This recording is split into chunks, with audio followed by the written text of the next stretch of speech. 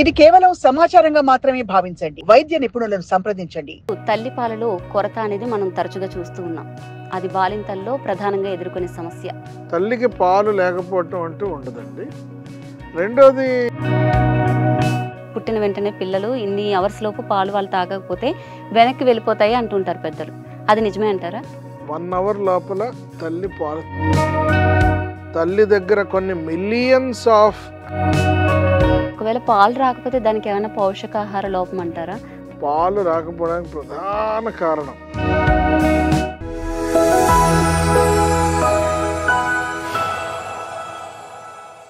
Welcome to సాక్షి. తల్లిపాలు శిశువుకు అత్యవసరమైన పోషకాహారం. వాళ్లలో ఎదుగుదల, రోగ నిరోధక శక్తికి తల్లిపాలు అత్యవసరం. అయితే ప్రస్తుత సమాజంలో తల్లిపాలు లేమి అందరినీ బాధిస్తోంది. శిశువుకు తల్లిపాలు ఇవ్వలేక బాధపడుతోంది. తల్లిపాల కొరతకు, ఆ సమస్యలను ఎలా అధిగమించాలి అనే విషయాలను డాక్టర్ సంతోష్ కుమార్ గారిని అడిగి మనం ఇప్పుడు తెలుసుకుందాం. నమస్తే సార్. నమస్కారం అండి. సార్, ఇప్పుడు తల్లిపాలలో కొరత అనేది మనం తరచుగా చూస్తూ ఉన్నాం. అది బాలింతల్లో ప్రధానంగా ఎదుర్కొనే సమస్య. దీనికి మీరు ఎలాంటి సొల్యూషన్స్ ఇస్తారు? నమస్కారం అండి. యాక్చువల్గా చూసినట్లయితే తల్లి దగ్గర పాల కొరత అన్నది ఉండదు. ప్రప్రథమంగా మనం ఇది ఏదైతే వింటున్నామో ఇదంతా కూడా ఒక most of the times presumption and assumption. యాక్చువల్గా ప్రతి తల్లికి పాలు పడతాయి, పడకపోవడం అంటూ ఉండనే ఉండదు. అయితే దానికి కొన్ని 1-2 కారణాలు ఉంటాయి. ప్రప్రథమంగా మేము చూసే కారణం ఏంటి అంటే సిజేరియన్ సెక్షన్ అయిపోయిన తర్వాత, సి సెక్షన్ అంటాము. సి సెక్షన్ అయిపోయిన తర్వాత బిడ్డని తల్లిని కొద్దిసేపు దూరంగా పెడతారు. కొన్ని చోట్ల 1, 2, 3 రోజులు కూడా దూరం పెడతారు. పెట్టడం వల్ల తల్లి వెంటనే పాలు ఇవ్వకపోవటం, బిడ్డను చూడకపోవటం, బిడ్డ తన దగ్గర లేకపోవటం, దీనివల్ల ఇనీషియల్గా స్టార్ట్ అవ్వాల్సిన ఫ్లో, హార్మోనల్ ఫ్లో ఏదైతే ఉంటుందో దాంట్లో ఇబ్బంది కలగటం వల్ల అప్పుడప్పుడు మనం ఫెయిల్యూర్ చూస్తూ ఉంటాం, కొద్దిగా డిలే చూస్తూ ఉంటాం. అంతేకాని తల్లికి పాలు లేకపోవటం అంటూ ఉండదండి. రెండోది, ఇంకో చిన్న ప్రాబ్లం మనం ఏం చూస్తామంటే ప్రిమెచ్యూర్ బేబీస్, అంటే 36 వారాల లోపు పుట్టేవాళ్ళు, అంటే 7వ నెల 8వ నెల ముందుగా పుట్టేవాళ్ళు. ఆ బేబీస్ ఎవరైతే ఉంటారో వాళ్ళు కొద్దిగా 1000 గ్రాములు, 1200 గ్రాములు, 1500 గ్రాములు ఇలా ఉంటాయి. బేబీస్కి మజిల్స్ బాగా స్ట్రాంగ్గా ఉండవు. బక్కల్ ఇదంతా కూడా మ్యాండిబుల్, మ్యాజిల్, చిక్స్ ఇదంతా స్ట్రాంగ్గా లేకపోవటం వల్ల ఆ బేబీ సక్ చేయలేదు. సో సక్ చేయకపోవడం వల్ల బేబీని ఇన్క్యుబేటర్లోనే ఎక్కడో పెట్టుంటారు, ట్యూబ్ వేసి ఫీడ్ చేస్తుంటారు. అప్పుడు తల్లి పాలు ఇవ్వలేని పరిస్థితిలో ఆమె బయట ఉంటుంది. ఈ సెపరేషన్ వల్ల, బేబీ సకలు చేయకపోవడం వల్ల ఈ ఏదైతే హార్మోనల్ సైకిల్కి కావాల్సిన ఇంపార్టెంట్ మెసేజెస్ దీంట్లో వెళ్ళవు. అందువల్ల చూస్తూ ఉంటాం. కానీ ఇవన్నీ కూడా మనం చక్కగా అధిగమించవచ్చు. అసలు లాక్టేషన్ ఫెయిల్యూర్ అన్నది మేము కౌన్సిలింగ్ చేస్తే 99% ఆఫ్ ద మదర్స్ హ్యాపీగా బ్రెస్ట్ ఫీడింగ్ ఇచ్చేస్తారండి. ఇప్పుడు పిల్లలు సక్ చేయలేకపోతారు సార్. దానికి ఏంటంటే సక్ చేయకపోతే పాలు వెనక్కి వెళ్ళిపోతాయి. పాలు వాళ్ళు తాగకపోతే, పుట్టిన వెంటనే పిల్లలు ఇన్ని అవర్స్ లోపు పాలు వాళ్ళు తాగకపోతే వెనక్కి వెళ్ళిపోతాయి అంటుంటారు పెద్దలు. అది నిజమే అంటారా? బేసిక్గా పుట్టిన వెంటనే ఫస్ట్ 1 అవర్ లోపల తల్లి పాలు తాగించాలి. ఎందుకు తాగించాలి అంటే తల్లి పాలల్లో ఒక అద్భుతమైన పోషకాలు ఉంటాయి. కొలోస్ట్రమ్ అంటారు, ముర్రుపాలు అంటారు, ఎల్లోగా ఉంటుంది ఆ మిల్క్. ఆ మిల్క్లో తల్లి దగ్గర కొన్ని millions of antibodies, immunoglobulins, IgG, IgM, IGA ఇలాంటి ఇమ్యునోగ్లోబులిన్స్, రోధ నిరోధక శక్తి బిడ్డకి ఇచ్చే ఇమ్యునోగ్లోబులిన్స్ ఈ తల్లిపాలలో ఉంటాయి. అది డే 1లో పుట్టిన వెంటనే కూడా వస్తాయి. అందుకోసం 1 డ్రాప్ వచ్చినా, 2 డ్రాప్లు వచ్చినా, 3 చుక్కలు వచ్చినా ఆ ముర్రిపాలు పట్టించాలి. ఎందుకు చెప్తున్నా అంటే పుట్టిన వెంటనే బిడ్డ పొట్ట ఎంత ఉంటుంది అప్పుడప్పుడు పక్కన ఉన్న వాళ్ళకి అనిపిస్తుంది, పుట్టిన వెంటనే బిడ్డ కనీసం 1 లీటర్ పాలు తాగేయాలి, తల్లికి 1 లీటర్ పాలు వచ్చేయాలి. ఇవన్నీ అపోహలు. వాళ్ళ కడుపే ఎంత ఉంటుంది? కడుపు వాళ్ళెంత ఎంత ఉంటుంది అనుకుంటున్నారు? మనం చిన్నప్పుడు గోళికాయ ఆడుకునేవాళ్ళం కదా, దానికన్నా చిన్నగా ఉంటుంది. ఇంతే ఇంతే ఉంటుంది. అందుకే ఉగ్గు పాలని కొంచెం పట్టిస్తూ ఉంటారు. 1 ml 2 ml 3 ml ఎంత వచ్చినా చాలు, అది పట్టించాలి. ఖచ్చితంగా తల్లి పట్టించాలి. పట్టిస్తే ఆ పాల వల్ల పొట్ట నిండిపోతుంది. బిడ్డ ఫస్ట్ 2-3 డేస్ ఒక 5 ml కన్నా ఎక్కువ తాగదు, చాలు సరిపోతాయి. అందుకోసం ఆ పాలు వస్తే ఆ పాలతోనే కడుపు నిండిపోతుంది. కానీ పట్టకపోతే తల్లి పాలు ఏమవుతుంది అని అంటే, బేబీ అటాచ్ అవ్వలేదు. బేబీ అటాచ్ అవ్వకపోవడం వల్ల తల్లి పాలు కొద్దిగా తగ్గే ఆస్కారం కానీ, లేకపోతే లేట్ అయ్యే ఆస్కారం కానీ, లాక్టేషన్ ఎస్టాబ్లిష్ అయ్యే ఆస్కారాలు కానీ కొద్దిగా తగ్గుతాయి. అందుకోసం పుట్టిన వెంటనే సి సెక్షన్ అయినా సరే మనం బిడ్డకి పాలు తాగించాలి. అలా ఒకవేళ పాలు రాకపోతే దానికి ఏమైనా పోషకాహార లోపం అంటారా? అంటే చాలా మంది టాబ్లెట్స్ వాడుతుంటారు, లాక్టర్ పౌడర్స్ అని, ఇలాంటి సప్లిమెంట్స్ అన్ని యూస్ చేస్తూ ఉంటారు కదా సార్.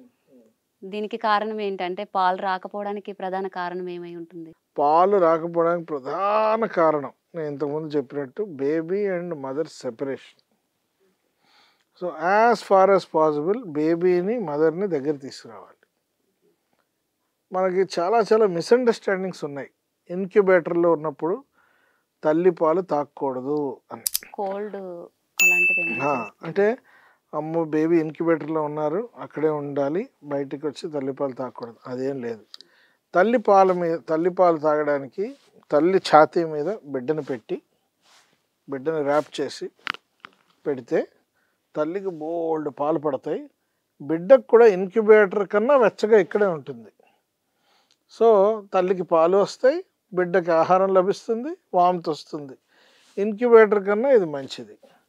సో ఇది చిన్నప్పుడు మనం పూర్వం మన ఇళ్లలో చేసేవాళ్ళం. ఇది రాను రాను ఇవన్నీ పోయినాయి. మీరు ఇంతకుముందు చూసినట్లయితే మన డెలివరీ అయ్యే రూమ్లు చాలా వెచ్చగా ఉండేవి. ఎందుకు వెచ్చగా పెట్టేవాళ్ళు? ఇప్పుడు హాస్పిటల్లో ఏసీ పెట్టామనుకోండి, ఏసీ టెంపరేచర్ బిడ్డకి పడదు. ఎందుకు పడదు? బిడ్డ బేబీ తల్లి యొక్క గర్భంలో ఉంది, టెంపరేచర్ 36 డిగ్రీలు, అంత వెచ్చగా ఉండాలి బేబీకి. మనకి చెమటలు పట్టే టెంపరేచర్ బేబీకి ఆనందంగా ఉంటుంది.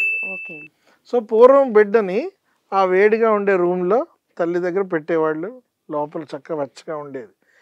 బేబీ మదర్ పక్క నుండి బోల్డ్ పాలు పడతాయి. సో ఫస్ట్ థింగ్ ఇద్దరిని అటాచ్ చేయాలి. ఈవెన్ బైపాప్ సిపాప్ ట్యూబ్స్ మీద ఉన్నప్పుడు కూడా తల్లి పాలు శుభ్రంగా పట్టవచ్చు. అటాచ్ చేయలేము, దగ్గర తీసుకురాలేము, అప్పుడు తల్లి ఏం చేయాలి? తను చేత్తో తనే పిండుకొని మాన్యువల్గా, లేదా బ్రెస్ట్ పంప్, ఈ రోజుల్లో పంప్స్ వచ్చాయి, ఎలక్ట్రికల్ పంప్స్, వ్యాక్యూమ్ ద్వారా నొప్పి లేకుండా హాయిగా వచ్చేస్తాయి. అలాంటి ద్వారా అయినా పంప్స్లోంచి మిల్క్ ఎక్స్ప్రెస్ చేసి, ఆ ఎక్స్ప్రెస్ చేసిన మిల్క్ స్పూన్ ద్వారా కానీ, పలడా ద్వారా కానీ, లేదా ట్యూబ్లో పోసి కానీ బిడ్డకు పట్టాలి.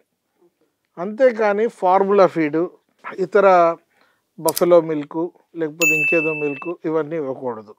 ఇప్పుడున్న సమస్య అదే సార్. ఇప్పుడు పాలు రావట్లేదు అంటే బిడ్డ ఏడుస్తుంది అనగానే నర్సులు కూడా రాసిచ్చేస్తున్నారు, ఫార్ములా పౌడర్ తీసుకొచ్చేయండి అని చెప్పి. నేను చాలా మందిని చూశాను.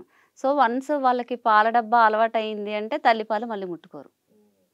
అది అలవాటైన వాళ్ళు ఇది తీసుకోరు. కరెక్ట్గా చెప్పారు. అవును, యాక్చువల్గా మీరు చాలా కరెక్ట్ పాయింట్ చెప్పారు. ఏంటి అంటే ఇప్పుడు మనకి యూజువల్గా మనుషులు మనం అందరం చూసుకోండి, మనకి ఏదైనా అలవాటు అయిందనుకోండి, ఆ అలవాటు సులువుగా పోదు, ఈజీగా పోదు.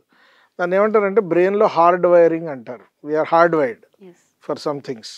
ఫర్ ఎగ్జాంపుల్ మీకు స్వీట్లు తినడం అలవాటు అయిపోయింది, ఇంక మీరు స్వీట్లు తింటూనే ఉంటారు, అది వదలలేరు. ఇంకేదో అలవాటు అయింది, అది వదలలేరు. అది addiction, because you get hard wired. ఎందుకంటే సాటిస్ఫాక్షన్ వస్తుంది. బేబీకి కూడా పౌడర్ మిల్క్ అలవాటు అవుతే తల్లిపాలు తాగదు బిడ్డ. ఎందుకు? ఫార్ములా మిల్క్లో షుగర్ కంటెంట్ ఎక్కువ ఉంటుంది.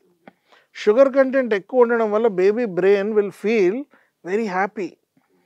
అండ్ సెకండ్ థింగ్, బిడ్డ బాగా కష్టపడితే కానీ తల్లిపాలు రావు. చాలా కష్టపడాలి, చీకాలి, ల్యాచ్ అవ్వాలి, కష్టపడి ఇవన్నీ మజిల్స్ యూజ్ చేస్తే అప్పుడు పాలు వస్తాయి.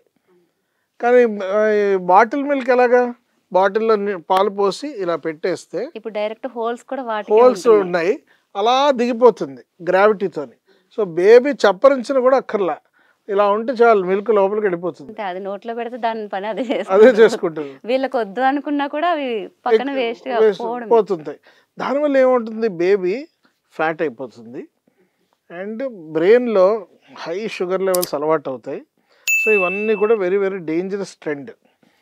అందుకోసం ఒక్కసారి బాటిల్ మిల్క్, ఫార్ములా మిల్క్ అలవాటు అవుతే తల్లి పాలు బేబీ తాగదు. అందుకోసం ఎంత వీలుంటే అంత 99% తల్లిపాలే ఫోకస్ పెట్టాలి. తల్లి పొరపాటున బయట వర్కింగ్కి వెళ్తున్నారు, ఇంకెక్కడికైనా వెళ్తున్నారు, చక్కగా ఎక్స్ప్రెస్ చేసి బాటిల్లో పెట్టి బాటిల్ కన్నా చెంచాతోనో పలడాతోనో పట్టిస్తే మంచిది. ఎందుకు అనంటే అసలు బాటిల్ మిల్క్ అన్నది చాలా డేంజరస్ అండి. ఫస్ట్ పళ్ళల్లో గ్యాప్స్ వచ్చేస్తాయి, పళ్ళు క్యావిటీస్ వచ్చేస్తాయి బాటిల్ మిల్క్ తాగితే. రెండోది అన్నిటికన్నా ఇంపార్టెంట్, ఈ మజిల్స్ గట్టిపడవు. గట్టి పడకపోవడం, ఎక్సర్సైజ్ ఉండదు. దానివల్ల ఏమవుతుంది, ఫ్యూచర్లో వీళ్ళకి గురకెక్కువ రావటం, యాప్నియా, స్లీప్ యాప్నియా, ఆక్సిజన్ బ్రెయిన్కి సరిగ్గా అందకపోవటం, ఇలాంటివన్నీ కూడా ప్రాబ్లమ్స్ వస్తాయి. అంటే మనం ఊహించలేనివి. అసలు తల్లిపాలు తల్లి దగ్గర తాగటం అన్నది అన్నిటికన్నా శ్రేష్టమైనది. ఇంకా అందులో అసలు ఒకటో రెండో ఆలోచనలు కూడా అవసరం లేదు. రెండోది, ఈ ఫార్ములా ఫీడ్లో మీరు చూసినట్లయితే విపరీతమైన షుగర్ కంటెంట్ ఉంటుంది, కొంత ఫ్యాట్స్ ఉంటాయి, ప్రోటీన్స్ ఉంటాయి, అన్నీ ఆర్టిఫిషియలీ. కానీ పోషకాలు, ఇమ్యునోగ్లోబులిన్స్, యాంటీబాడీస్ అంటారు, అవి లేవు. గ్రోత్ హార్మోన్స్ లేవు, గ్రోత్ ఫ్యాక్టర్స్ లేవు. అసలు జీవ కణాలు ఏవైతే మన బాడీకి అవసరమో జీవకణాలు ఒక్కటి కూడా ఉండవు. ఆ జీవకణాలు, growth hormones, growth factors, antibodies ఇవన్నీ కూడా తల్లిపాలలోనే ఉంటాయి.